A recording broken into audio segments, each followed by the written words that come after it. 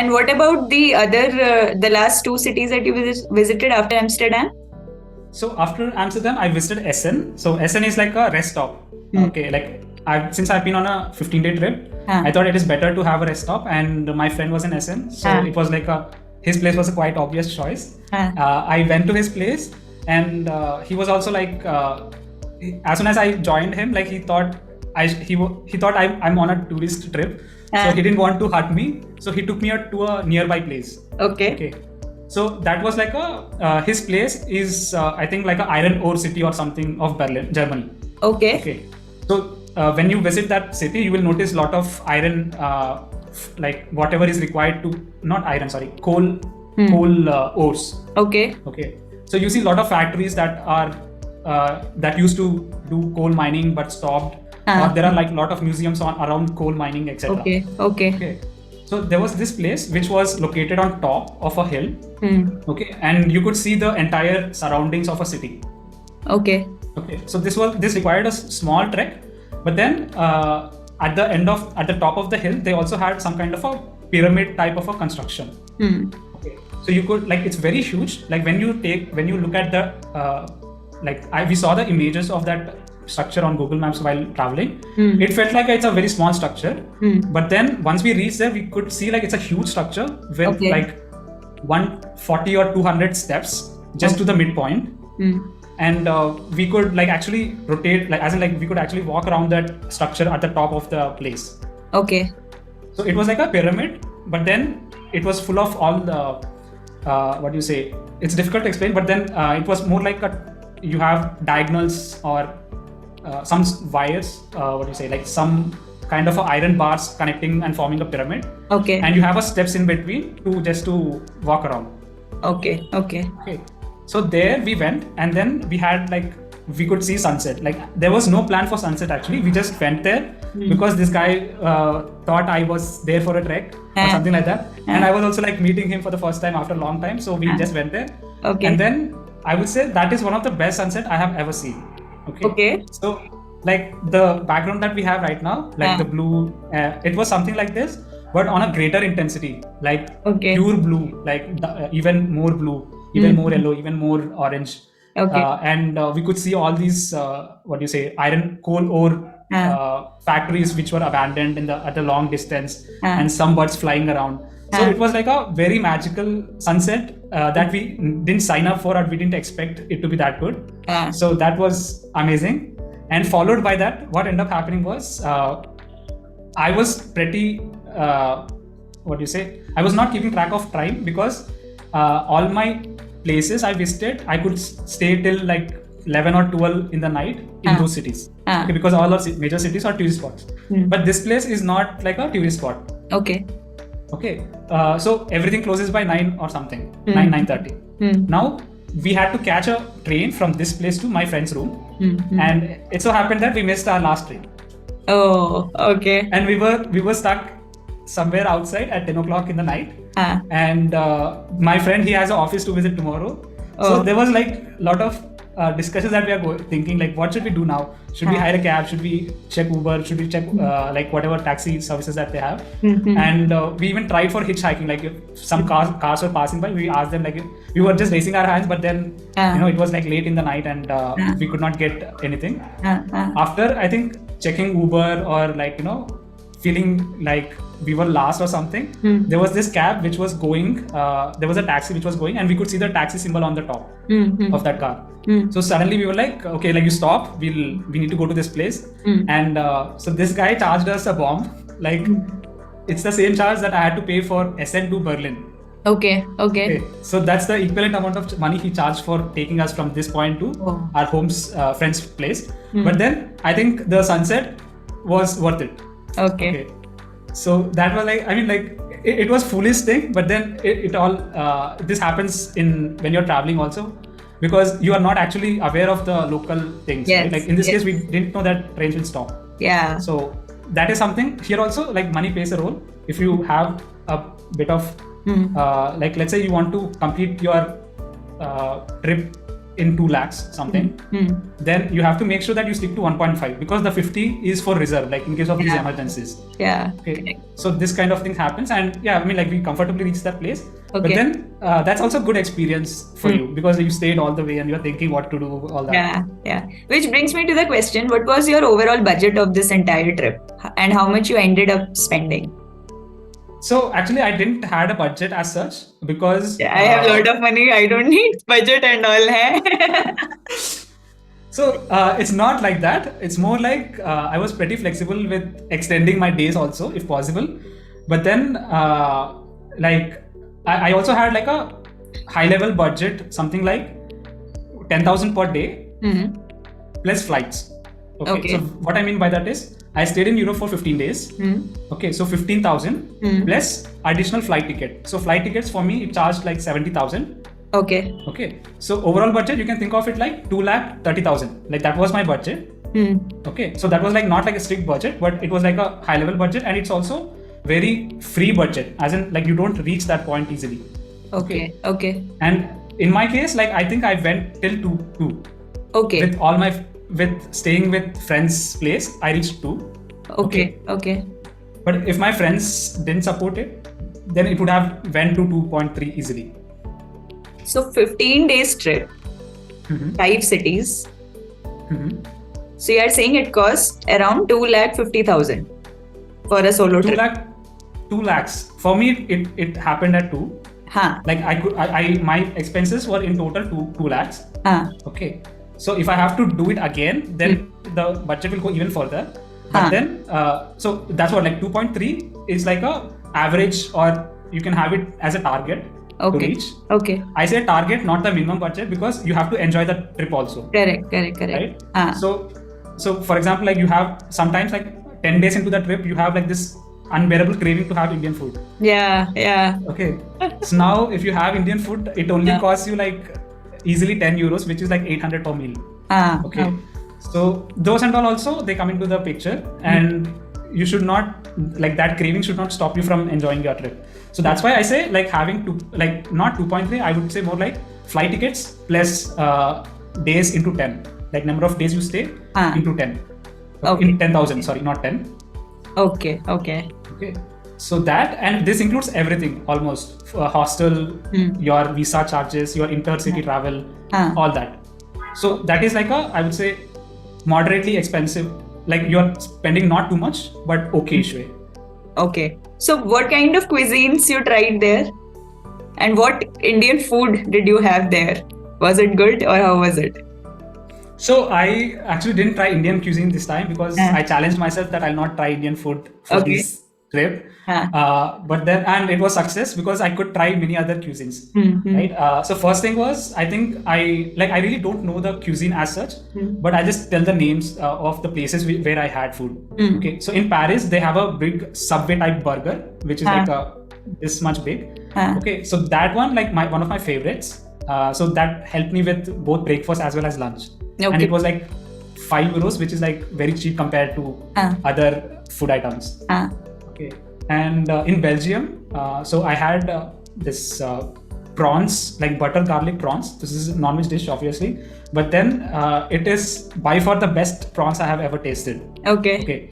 So also this restaurant was top rated in Google Maps, and that's also one reason it could be top rated dish, right? Like that tasted so well. So that is one. And I had some Turkish dishes.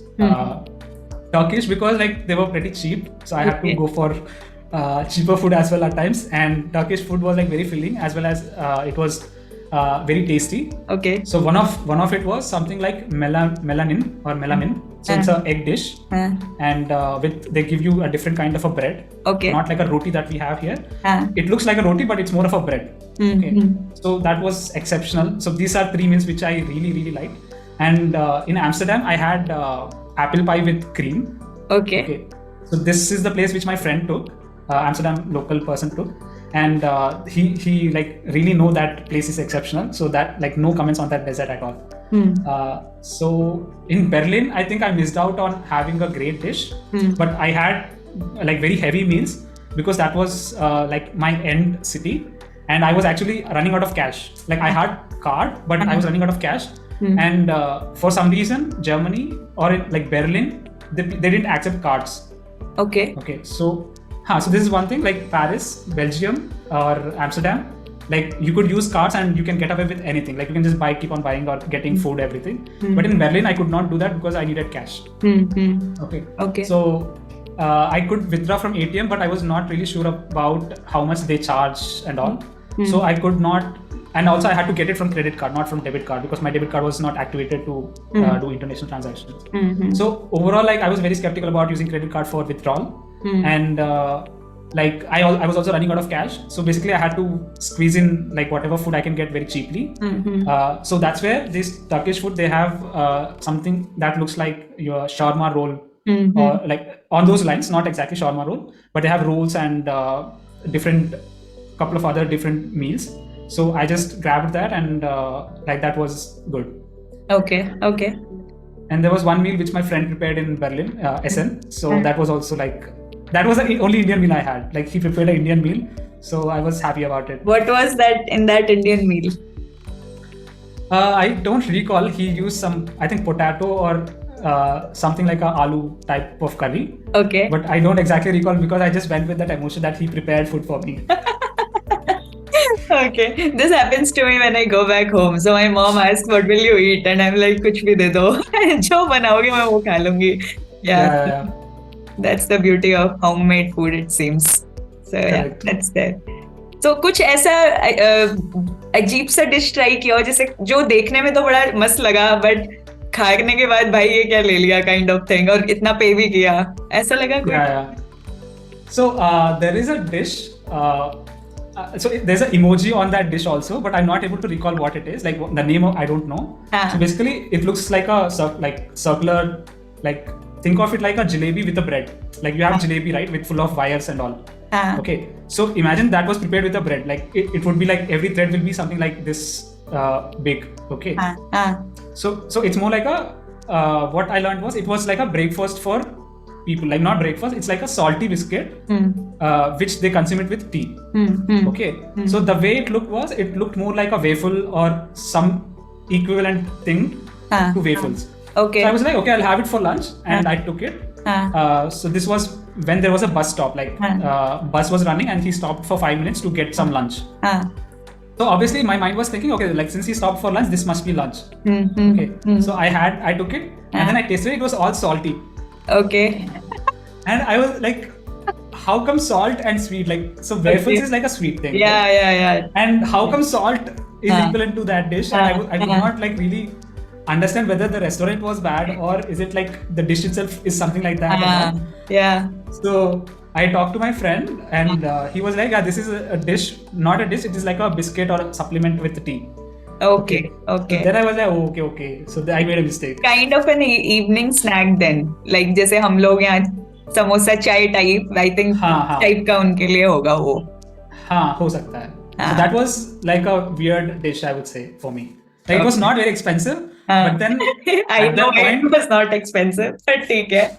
It was like 2 euros or 3 euros. Okay. Given the other prices, like expenses of other food items, it was cheaper. But then, and that's also one reason why I bought it. It was cheaper compared to others.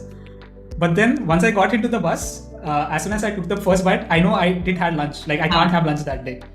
So I was like very hungry, and like by the time I reached my friend's place, like we were super hungry. Okay. So we have talked about places. We have talked about food. Now let's move on to a more experience kind of questions. So during this trip, you might have discovered certain things about yourself, maybe. Maybe before you went there, you were under some different impression that this will happen. And maybe it didn't turn out that way, or maybe it turned out super, but you were feeling dreaded of, right? So, उस experience के terms में, what did you discover about yourself as a person? Okay. So, like as in like, do you want me to explain the experience, or is it like my learnings from the trip or something like that? And everything. I mean, whatever you feel, whatever you felt. Okay. So one thing I felt was like I could actually talk to people very comfortably. Okay. So like initially, like if I'm in India and I really don't talk a lot with people. I know. Because I feel like it's okay not to talk to people like that. But then when I actually visited Europe, I felt like I can like easily make conversation with people. Okay, so I could easily ask for help, or I could like, that was need of hour, right? Yeah. So I had to do anything. Yes. So that was something I could do pretty well. Like when I needed the most, I think I can do something very comfortably. But then when I'm in my comfort zone, like I think I don't push myself well. Yeah. Okay. So that was something which was a learning. And another thing is, so I took the worst possible scenarios into my mind when I started my trip. Okay. So what I mean by that is, I'm traveling on a road and I got a person, like I was surrounded by a group of people who want to steal everything from me. Okay. So that was like a scenario that is possible. Okay. So what will I do? Okay. So like I had like thought about all these weird scenarios which could be a negative outcome, right? And I prepared for it. For example, like if someone wants to like, take my money or take my phone, I would just give away everything. Like I'm okay to give away my phone, I'm okay to give away my purse, because it's not like, for me it's safety over like security of money. Yeah, okay. Correct. So what I did is like I had these I chose these shirts and jackets which have a lot of pockets, and I've kept like 10 or 100 euros in each of these, right? And I have all my cards and like some big, like I mean like whatever other remaining money or cash in my purse, like in case someone wants to take it, like just take away and don't disturb me. But just give me my passport. I need it to go back. Okay. So those kinds of things, like I really thought about. Like for example, what will happen if I lose my passport? Okay. So that is like, I also already had a friend who lost his passport on his trip, like some other trip. Okay. So he was like, go to embassy and they'll help you out there. Okay. So that was straightforward. But one thing I could not solve was like, what will happen if I lose passport and mobile and cash? Very good. Right? So I'm telling you should also have thought, what if I'm dead? Uske liye bhi plan. No need to think that. What kind of? No, actually, I've read about all these incidents that happened. Okay, like for example, as I said, right, like my friend lost all his purse and passport. Okay, but he had some local contacts within the city, and he was able to manage. But then for me, like I'm visiting 3 cities who does not have any contacts. Okay, like how will I manage? So those and all were some things which I had to take in mind before I go on to this trip, right? It's actually not that extreme. Like I think the probability of happening those bad incidents is like very, very less. But then it's better to be safe than being sorry there. Yeah, correct. That's true. So I hope nothing of this thought happened to you. The worst scenarios. Nothing like that. Yeah. Sometimes I think half of the problems we create here itself. Correct. I mean, I know that it's good to be prepared and everything, but then with preparedness, it also stems from a kind of fear. And even while you're traveling, you always have that fear inside. Oh, I should not do this. Oh, I should not go there. What if this happens and all? So fear also becomes dominant factor. That is why I was saying that why you are assuming so many worst cases. No. So actually, like for me, in my case at least, having this kind of like ideas sorted out helped me to make or trust people like blindly. Okay. So maximum that can happen is that I lose everything. And since I've already jotted down what I want to do if I lose everything, so I could like blindly trust people. For example, I was on a trip to Berlin from my friend's place, and like there was a like local German guy who was like to the left. Okay. And like when we talked, like actually we didn't initiate much conversation initially, but then the train, they had some announcement which was in German. So I asked him like what is the announcement, and we both knew English. So slowly we understood, like he was also very curious to learn about Indian culture, and I was also like wanted to understand how like Germany culture is different from India. So we kept on talking, and finally like there's cricket, there's football, and many common things that we were discussing. Okay, and then finally he said like we have an extra ticket for football match. Like, do you want to join us in Berlin? Okay, so now like obviously like that's like if a friend is asking, like that's like straight away yes, because you are in a new country where football itself is like the greatest sport, right? But then for me, I was like very conscious of whether to accept it, because what will happen? Yeah, yeah. But then, since I made up my mind that like the maximum that can happen is like lose my phone and money, I was like, okay, like I'll just go and see what will happen. Okay, so I just went there, and like the match was between Frankfurt and Berlin. So this is like a country match. Like I mean, like though it is within the country, like Frankfurt and Berlin, they come in Germany. So the city matches, they have a like very huge craze. Okay, so the entire stadium of Berlin was filled. And the crowd, I could like see from the stadium how the celebrations happen of football matches, like which I could only see within the TV screen, right?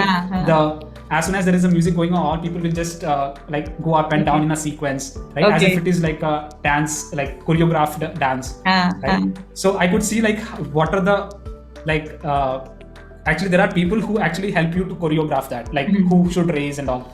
So that also was like amazing. Like I felt like great, okay, like I accepted this invitation and see how it is going. Okay, so that is because obviously I had some fear and I psyched off that fear in some way, and yes, that helped me. But then obviously like it depends on the personality also. Like if you are like very concerned about the fear, then I think maybe I would have cancelled that invitation. Correct, makes sense. Did you visit any museum also in Germany? Yes. Berlin, so in Germany, Berlin, I didn't visit any museum, but I took a tour in Berlin. Okay. So Berlin, it felt like a very, what do you say? Had a very terrible history because of World War II and all, right? So there are like a lot of like visible symbols of World War II.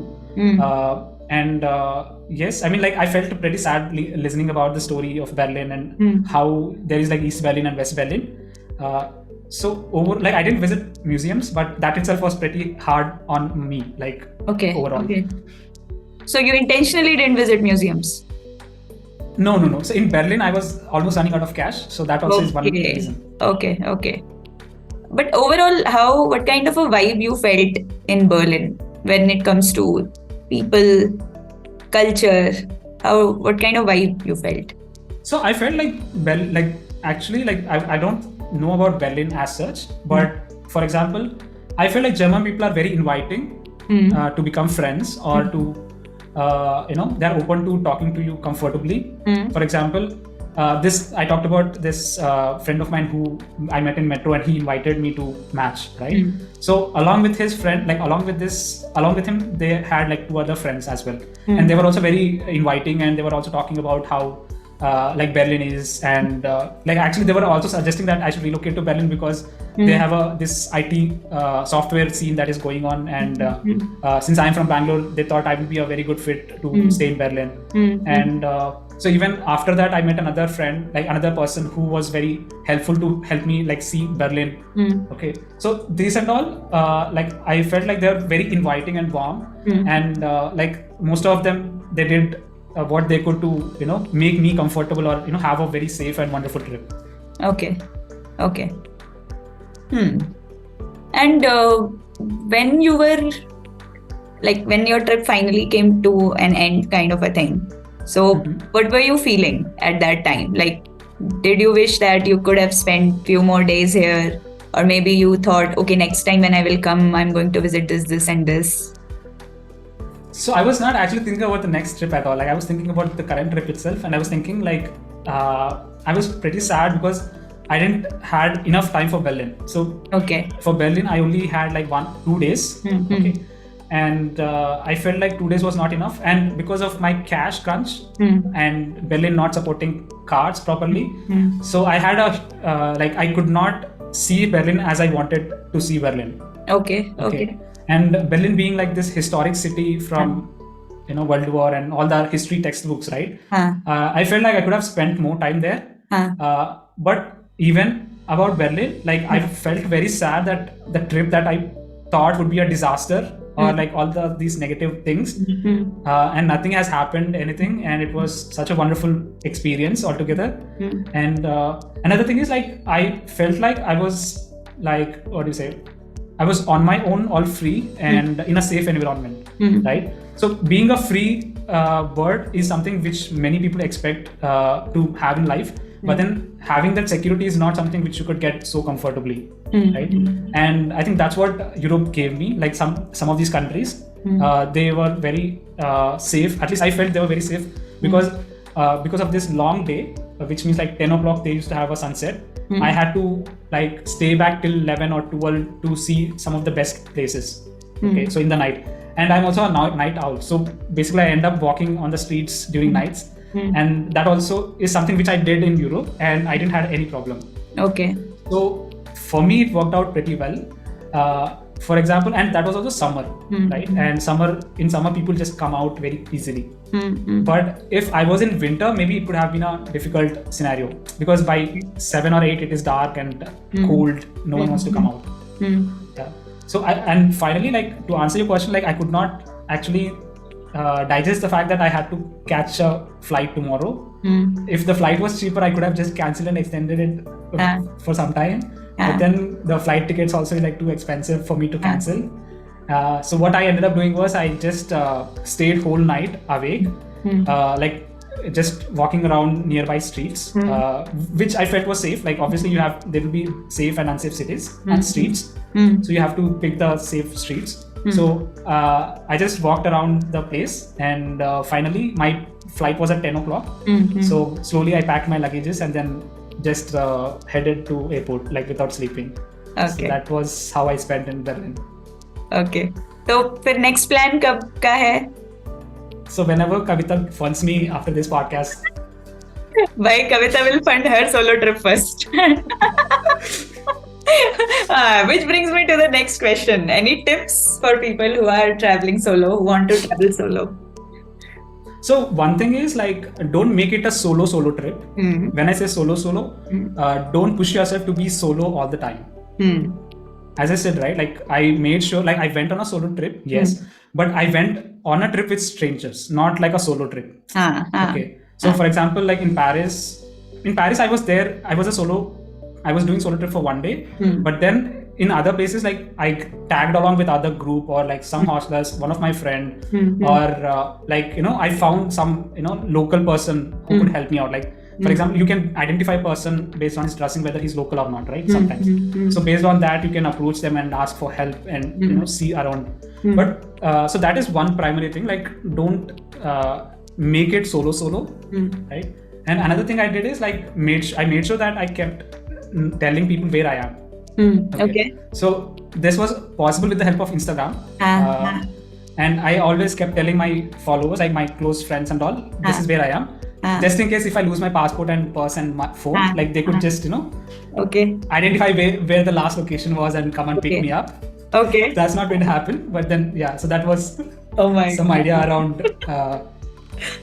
So yeah, so that is one. And like keep people posted about where you are, because like even your parents will be concerned if you are going on a solo trip, and they have the responsibility to know. Correct. And finally, like if possible, avoid using earphones.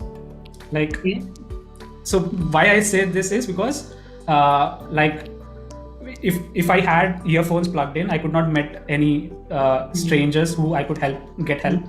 And when you are having earphones, you do not observe the surroundings. Correct. Okay. So for example, there were places where I could actually identify it is safe or not just by looking at the street. Right. It may or may not be safe, but you get the idea. Okay, you have that gut feeling that this could be unsafe, right? But if you have earphone plugged in, you don't even think about whether it's safe or not because you are tuned to listen to that music. Yes. Right? So I always avoided using earphones unless I was like, I had some kind of headache or like I was feeling terribly bored and I don't have to do anything of that sort. I had earphones. Otherwise, I always like closed, like I didn't have earphones at all. Okay. And that helped me a lot because I could comfortably talk to people. Like if I saw a dog, like they have this pet culture, right? Like Europe has a lot of people who have pets. So I could just go and say hi to the dog because I didn't have earphones. But if I have earphones, I'll be like, okay, like I'm listening to music, like it's okay, like that. So that observation and your what do you say, like the momentum to approach other people will get reduced drastically if you have earphones. So not having them gives you that extra comfort to talk to people and obviously have a safe, observe the surroundings. Yes, I think this headphone technique तो ये सिर्फ solo travel के लिए नहीं, generally भी अगर आप कहीं जा रहे हो कोई नई जगह पे, सो हमेशा ये होना चाहिए कि आप देखो क्या हो रहा है आपके आसपास rather than just listening to music. Yeah, that's true. So basically you took all the measures to protect and safeguard yourself. कि अगर मैं ईयरफोन पहनूंगा तो कहीं oh my god. But yeah, you have to do. But yeah, I mean, as a person, I am very concerned about my safety first if I'm going on a solo trip.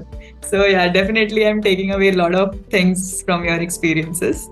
So thank you so much. I think this entire podcast is going to be like 1.5 hours. So I'm going to release it in 2 parts. Sure. Okay. Thank you for having me. Please.